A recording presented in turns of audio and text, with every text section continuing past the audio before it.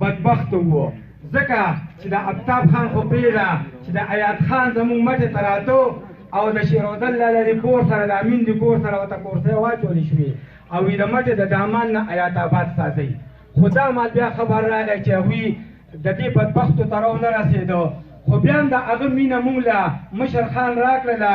او موږ سره ډېره خواري وکړه دا ګیس میس دا خو دا ویڼې دا معمولي خبره ده مشر خان چې موږ له څه کړي دي په دې غاړه باندې د دې مونډې نه واله طریقه غونډه پورې دو موږ له چې کومې تاڼې منظور کړي دي زموږ د دې علاقې نه د هغې نه پس چا ماشوم تښتولی دی نه چا ګاډي تښتولی دی موږ به د ده کم احسانونه سر کوو نو زموږ په دې لنډ سرکل کې داسې سړي نشته لکه دا ایات خان صاحب چې هغه موږ له خپل ځاني قرباني راکړې ده موږ چې دا نوي کول زموږ چې نور څوک نه راځي انشاءالله چې د هغوی دا قرباني به هېره نه کړي او موږ به تر مرګه پورې د هغوی دا قرباني هېره نه کړو د هغه وخت نه تر اوسه پورې دوی موږ سره دي او موږ دوی سره یو موږ د دوی د یو بل احسانونه سر کوو او موږ به دا نه وو چې موږ له چا دا کار ونه کوو دا کار یې وکړو خو دا نوي خلک چې راغلي دي نو دوی موږ له څه وکړل یوازې دې بیلې ته خو ګورئ وایي څه به زده کړه مې دې وکړي د لیپټاپ چې شپه ورځ مې جونګړه کې لیپټاپ او زه د ښار لمن کې پروت یم په تور تم کې خدای خبر چې څه به حال وي د اطراف زما ناوې په ریښې ریښې سالو کې خپلې زاړې له شال اخلي لکن خواب ما ته څه له نصیحت کوې واغېده ما ته څه له نصیحت کوې واغېده زه که کومه څه به وکړم اسراف او پښتنه د ځکه جاړي په رموز کې پښتنه د ځکه جاړي په رموز کې وینه اخلي په ژوندون د کفن ناب او دا متل د مشرانو دی انوره بې د بډو قاضي نه کوي انصاف نو موږ د مشر خان د نیکو تر مرګه پورې به ورنشو خو کاش چې دې وخت کې لال بهادر ژوندی وي کاش چې دې وخت کې د لیجان او عبدالقدیر ژوندی وي کاش چې دې وخت کې انیب ژوندی وي نور ډېر داسې ګڼ مشران نو هغوی به تاسو به دا محفل لیدلی وي هغوی به په مشر خان باندې خپل سر قربانه او انشاءالله دا زمونږ د کلي مشرانو زمونږ عزت و انشاءالله دا لار به مونږ دا نوي کول نه پرېږدو که مشران دوی دا نوي کول به ورپسې راځي او دوی به همدغه خپل کلیوالو همهغه وخت اما بعد فاعوذ بالله من الشیطان الرجیم بسم الله الرحمن الرحیم د ټولو نه اول خو زه د خپل ګران ملي رهبر جناب حیات سکندر حیات صاحب ډېره شکریه ادا کوم چې زمونږ دلته بیا یو ځلې بیا دلته غریبخانې له رالو او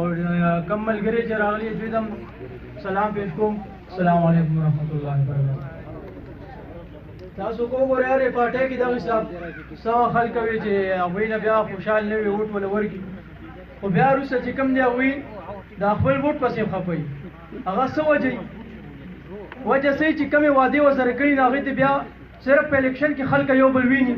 ایم این ای به ویني ایم پی ای به په الیکشن کې ویني چې الیکشن ختم شي بیا به یو هم وینه نه زه راته خپل ځاني خبره کوم تاسو وګورئ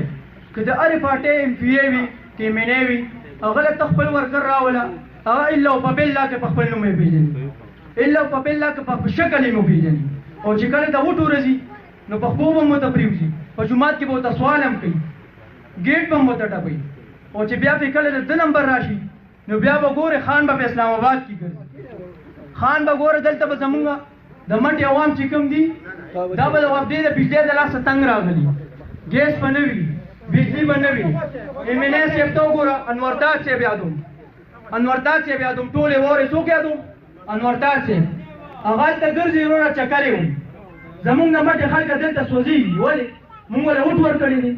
زیاتې هم کړی دی دا ځل به سره انشاءالله زه داسې کار کوم دا زما وعده ده خو دا زه په وعده چې کوم دی خپل ګران مشر سره کوم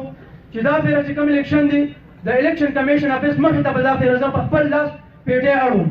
او زه په خپل لاس باندې دغه کوم کاونټینګ به زه په خپل لاس کوم ریزلټ به زه په خپل لاس وکاږم هغه څه وجه چې دا پېره کسان زمونږ پاس شو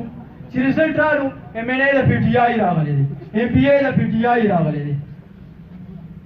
نو دا پېره به انشاءالله زه ورسره داسې کار کوم ما سره مخکې ورځ کې یو پی ټي آی والا مې نښته ما ته وایي چې ما تاسو څه کړي دي ما ورته تاسو څه کړي دي ما تاسو خلکو سره د 1 کروڑ نوکرۍ وعده کړې وه مې تاسو خو 12 کروڑه خلک بېروزګاره کړي مې تاسو به 2 لوسته کوئ مې کو د چینو ریټ وګورئ سار کې په 1 مليون روپۍ کوم اسپوتانه وګوري نو په 50 سي خطلی دا سری دا د روی غوادي which we will become a changing موږ ویل چینجینګ راولو نو دا د وسره ان شاء الله زه داسې کار کوم داسې سړی مال راوله چې زه ورته ټول پولیس باندې ما ته ټول یاد دي چې مونږ سره آفتاب خان کوم ښه کړي دي او د مټې له کومه مینه ورکړې ده ټول زما په دې زړه پاتې زه ورته یو په یو یم چې دا کړي دا کړي دا کړي دي دا کړي بالکل صحیح خبره نو دا د وسره ان شاء الله د عمر رضی الله تعالی عنہ کار کوم چې ځان سره به توره په لاس راوړم توره